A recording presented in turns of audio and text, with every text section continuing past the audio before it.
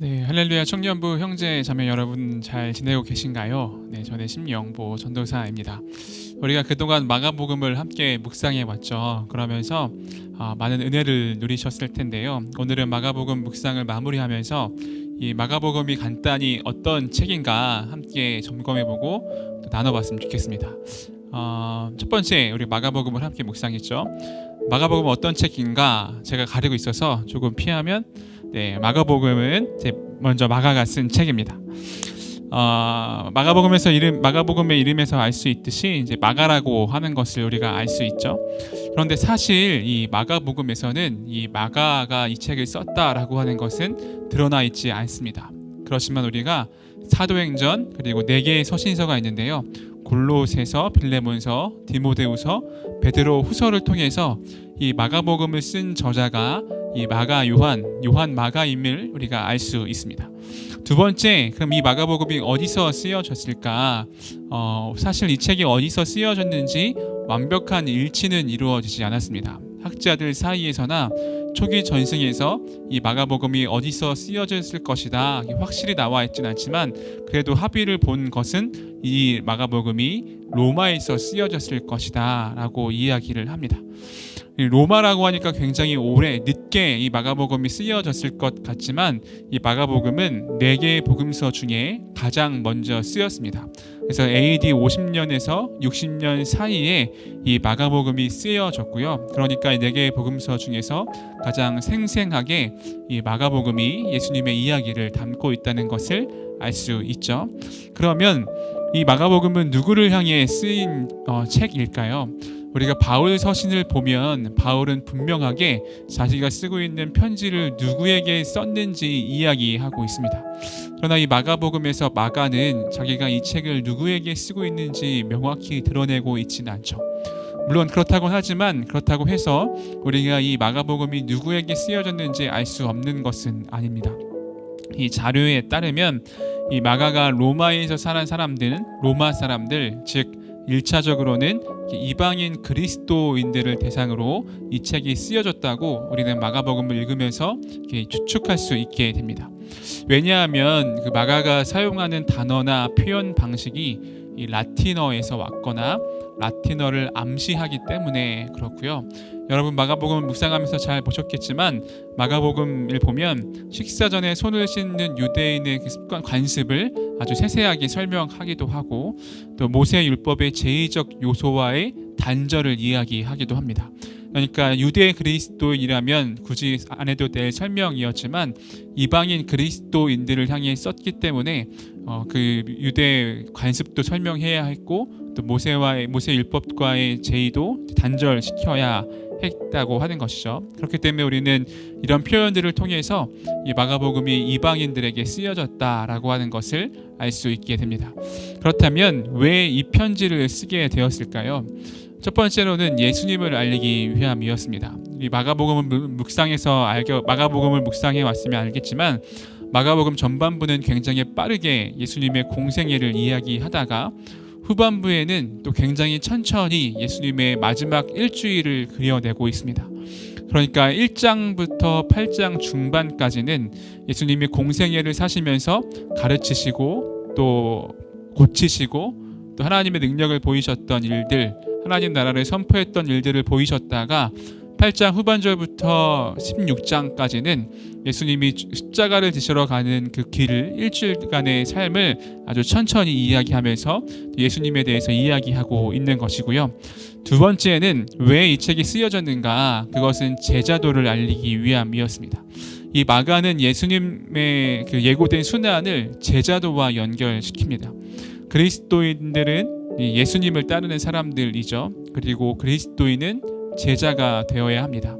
제자는 스승의 뒤를 따르며 배우는 사람들이고 마가는 자신의 책을 통하여서 그리스도인들이 예수님의 제자가 되기 원하였기 때문에 이 말씀을 통해서 예수님의 제자됨을 이야기합니다.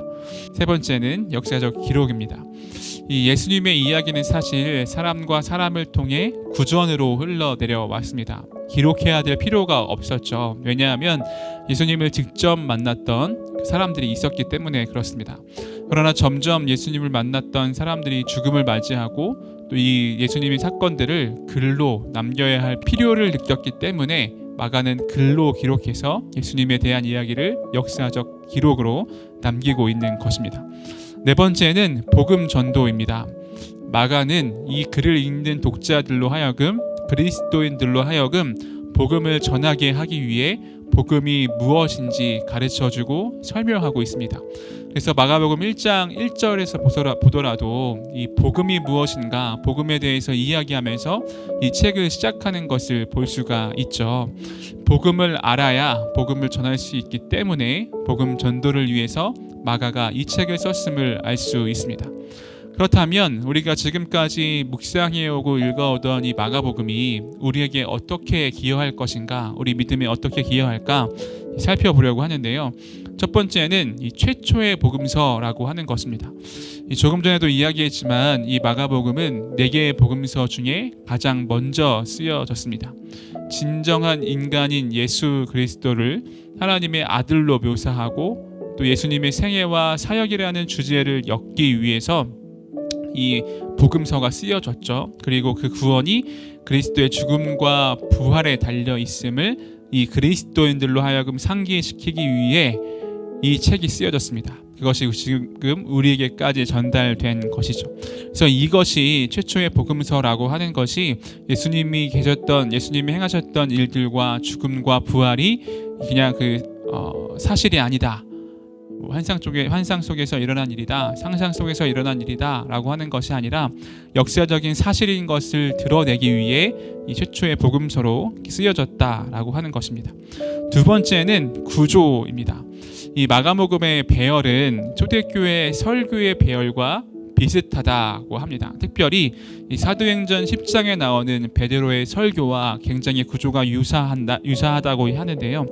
왜 그런가 하냐면 이 설교 구조를 통하여 독자들이 기본적인 구원 사건을 이해하고 독자 자신이 복음을 전할 때 그것을 인용할 수 있기 때문에 이 설교 구조로 마가복음이 쓰여졌다라고 하는 것입니다. 그래서 마가복음을 우리가 중간중간 말씀을 묵상했기 때문에 큰 그림을 보기 쉽진 않았긴 했겠지만 우리 한 번 더 마가복음을 통째로 읽다 보면 이것이 설교의 구조와 매우 유사하게 쓰여졌고 그것을 통해 예수님을 알리고 있음을 우리가 알 수 있죠. 세 번째는 예수님의 고난입니다. 마가는 후반부를 통해서 8장 후반부부터 16장까지를 통해서 예수님의 고난을 강조합니다. 예수님은 하나님의 고난받는 아들이며 우리는 이런 고난을 통해 제대로 예수님을 이해할 수 있다라고 이야기하고 있는 것이죠. 그리스도인이기 때문에 받는 고난이 있습니다. 그리고 그 고난을 통해 예수님을 알게 된다라고 마가복음에서 이야기하고 있는 것이죠. 네 번째는 제자도입니다. 조금 전에도 이야기했지만 마가는 제자도에 관심을 둡니다. 우리가 기억해야 할 것은 이 복음서에 나오는 제자들이 완벽한 존재들이 아니었다라고 하는 것이죠. 만약에 복음서에 나오는 제자들이 완벽한 존재였다면 우리는 늘 낙심하고 넘어질 수밖에 없었을 것입니다. 그러나 그 12제자들 중에는 예수님을 부인한 사람도 있고 또 자기의 믿음으로 득이양양한 사람도 있었고 자신만만한 사람도 있었고 그리고 돈이 중요한 사람도 있었고 예수님을 잘 믿지 못하는 다양한 제자들이 있었습니다. 그러나 그들이 예수님의 부활을 경험하고 사도가 되어서 예수님을 전하는 사람들이 되었던 것처럼 우리가 지금은 부족하더라도 이 제자의 길을 계속해서 걸어갈 때 예수님이 기뻐하시는 삶, 복음을 전하고 참된 그리스도인으로 살아갈 수 있게 된다라고 하는 것이죠. 그렇게 부활 이후에 예수님을 따르는 이들이 점점 더 많아지기 시작했습니다. 그래서 마가복음은 이 제자도를 강조하면서 이야기하고 있는 것이죠. 네, 오늘은 짧게 이렇게 마가복음에서 살펴보았는데요. 사실 이 마가복음을 이렇게 간단하게 이야기하기란 쉽지 않습니다. 너무나 많은 이야기들을 이렇게 스킵하고 설명을 했는데 우리가 마가복음 묵상은 끝났지만 함께 나눈 이야기들을 다시 한번 생각해 보면서 이 본문에서는 이런 것을 이야기하는구나 라고 하는 것을 생각해 보면서 다시 한번 마가복음을 읽어봤으면 좋겠고요. 이제 곧 우리가 사도행전으로 말씀 묵상을 이제 시작하는데 사도행전 설명으로 다시 찾아오겠습니다. 여러분이 힘들고 어려운 시기에 이 말씀 묵상으로 늘 승리하고 하나님만 바라볼 수 있기를 간절히 기도하고 소망하겠습니다. 제가 마가복음을 읽으면서 참 마음에 많이 와닿던 제자도에 대해 이야기하고 있는 부분인데 우리 마가복음 8장 34절을 한번 읽어볼까요? 무리와 제자들을 불러 이르시되 누구든지 나를 따라오려거든 자기를 부인하고 자기 십자가를 지고 나를 따를 것이니라. 아멘. 우리 마가복음이 강조하고 있는 것처럼 우리 로즈베리 청년 한 사람 한 사람이 예수님의 제자가 되어서 자기를 부인하고 자기 십자가를 지고 예수님을 따라 살아가는 우리 청년부가 되었으면 좋겠습니다. 그럼 우리 사도행전 설명에서 만나도록 하겠습니다. 안녕.